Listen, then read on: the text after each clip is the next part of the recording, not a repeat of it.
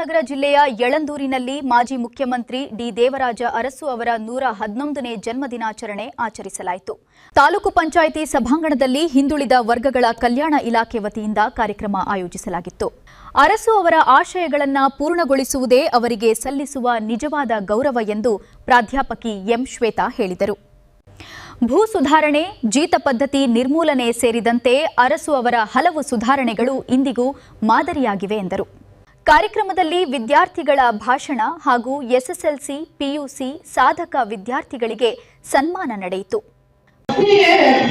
ಹಳ್ಳಿಗಳಿಗೆ ಹೋಗುವಂತ ಸಂದರ್ಭದಲ್ಲಿ ಬಡವರ ಮನೆಗೆ, ದಲಿತರ ಮನೆಗೆ ಹೋದಾಗ ಎಲ್ಲರೂ 6 ಗಂಟೆ ಒಳಗೆ ಊಟ ಮಾಡ್ತಾ ಇರ್ತಂತೆ. ಅದನ್ನು ನೋಡಿ ಬರ್ತಾರೆ. ಯಾಕೆ 6 ಗಂಟೆ ಒಳಗೆ ಊಟ ಮಾಡ್ತಾರೆ ಅಂತ ಹೇಳಿದ್ರೆ ಅಲ್ಲಿ ಕರೆಂಟ್ ಇರಲಿಲ್ಲ, ವಿದ್ಯುತ್ ಶಕ್ತಿ ಇರಲಿಲ್ಲ ಅಂತ ಹೇಳಿ ಅವ್ರಿಗೆ ಅದು ನೋಡಿ ಆಶ್ಚರ್ಯ ಆಗಿರ್ತದೆ. ನಾನು ಇದ್ದಾಗಿ ಇನ್ನೊಂದು ಜನರು ಎದುರಿಸ್ಬೇಕಂತ ಹೇಳಿ ಭಾಗ್ಯ ಜ್ಯೋತಿ ಎನ್ನುವ ಒಂದು ಯೋಜನೆಯನ್ನ ಮಾಡ್ತಾರೆ.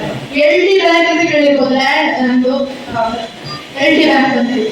ಯಾಕಂದ್ರೆ ಮಾಡಿದ್ರು ಲ್ಯಾಂಡ್ 5 ಸೆಂಟ್ಸ್ ಭೂಮಿಯನ್ನ ಎಷ್ಟೋ ಜನ ಬಡವರಿಗೆ ಕೊಡ್ತಾರಂತವ್ರು. ಸ್ವಂತ ಮನೆ ಕೊಡ್ಕೊಂಡಿರ್ಲಿ, ವಸತಿ ಕೂಡ ಅತ್ಯಂತ ಅವಶ್ಯಕ ಅಂತ ಹೇಳಿ ಅದೆಷ್ಟೋ ರಸ್ತೆಗಳನ್ನ ನಿರ್ಮಾಣ ಮಾಡಿದ್ರು.